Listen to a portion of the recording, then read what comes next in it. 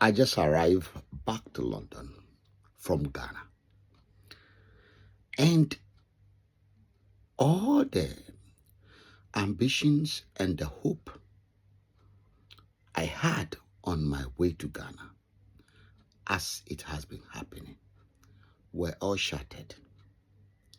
The young people in Ghana found it very, very difficult, despite the fact that they are clearly aware that the government of Ghana that is being operated by the Ghanaian politicians in the NDC and the NPP have no future for them. They totally feel hopeless. But there is one problem, very serious problem. And that problem is the inability of the Ghanaians who are begging for mercy. An average Ghanaian is incapable of understanding the rule of law, the role law play, why it is possible for laws in Ghana to be working democratically, the law in France working democratically, the law in the EU working democratically, the law in the United States of America working democratically, the laws in ECOWAS not working democratically. The Ghanaian cannot understand. We have argued that there are two types of laws. What we call natural law and man-made law.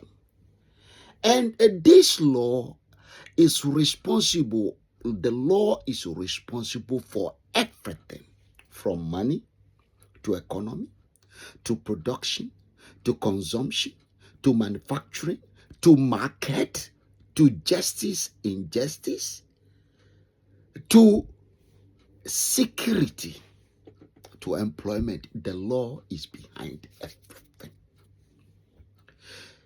The inability to understand that the legislative law in democracy is the heartbeat of a national law, democratic legislative law. Now, in France, they have a legislative house because the people of France are electing members of the EU Parliament. In Ghana, there is a legislative house, which we call the Ghanaian Parliament, where people are elected democratically, and therefore legislative law they make. In the European Union, just as you have in the states of the various states of America, they also in the EU have EU legislative authority elected directly by the people. And in the United States of America, the legislative authority also exists at the federal level, which they call the Congress. When you go to Ghana, the legislative authority doesn't exist at the ECOWAS level. It only exists in Ghana because Ghanaians are not voting directly like the European Union citizens are doing to the members of the ECOWAS Parliament. That is all the problem. So Ghana is on its own dealing with France, and Ghana is also dealing with EU 27 because all the three of them have got legislative institutions. France have got a legislative institution. Ghana has got a legislative institution. So the two legislations can work together.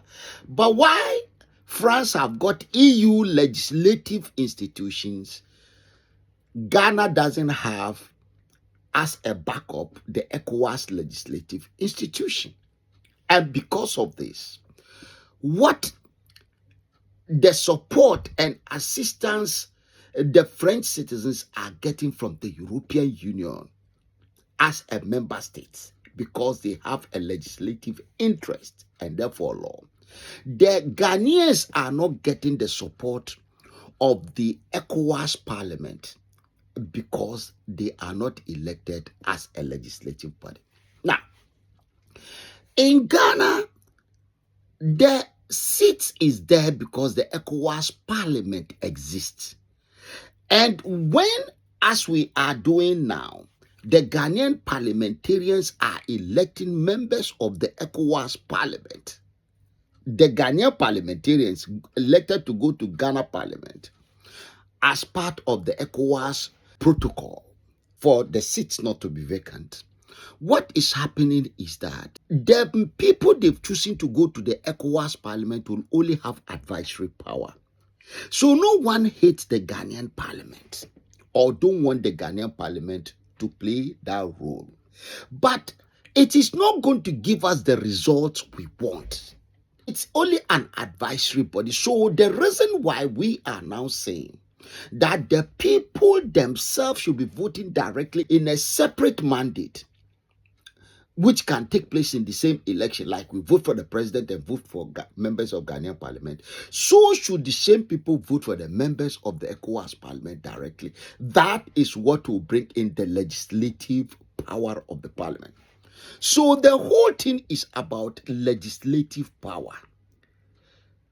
It's not about replacing members of the Ghanaian parliament, right, as they are choosing from the Ghanaian parliament to that of the ECOWAS, or power of attorney, as some people are saying, best form of representation. No, it is the objective we seek to achieve.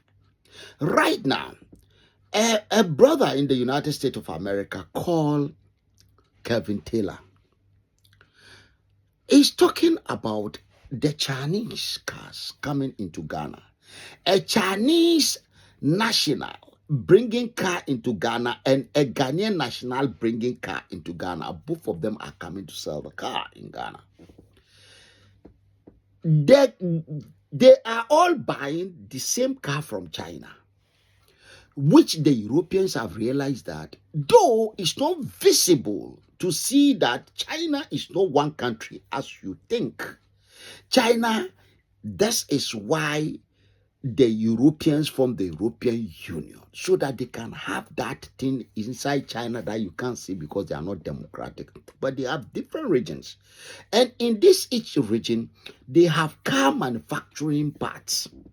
The same with Russia, the same with US, and it's the same with Europe, the same with India. So that is what the Ghanaian is not having.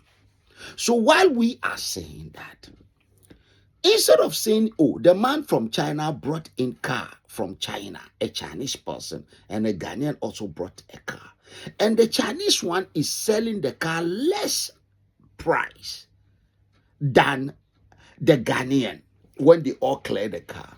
And my brother was saying that at the port, the Chinese are kind of probably bribing people. That's why the cars are cheap in Ghana.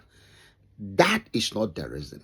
The reason is that the Chinese are doing exactly what Uber does very well, beating the price to discourage Ghanaians from going to China to go and import cars.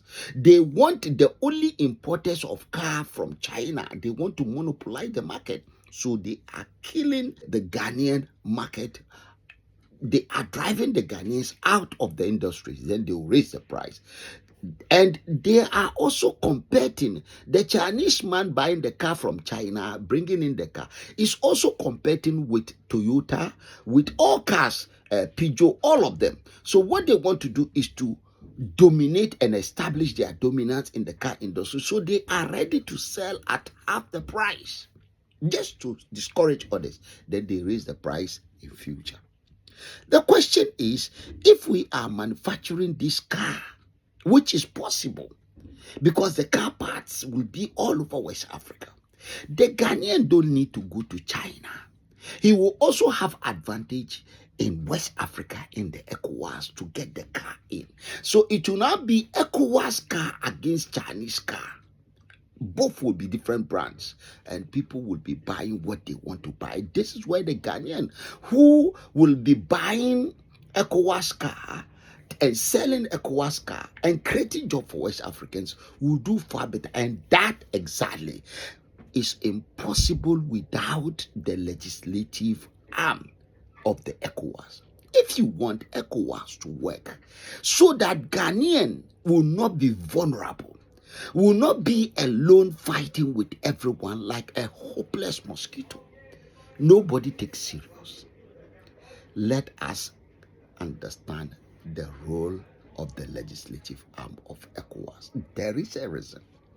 32 years, the ECOWAS legislative arm is not working. It's not, because it's an advisory body.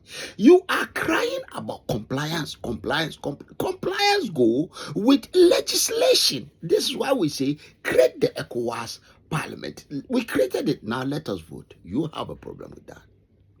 Give me a like and follow, and we shall go and win this battle for you.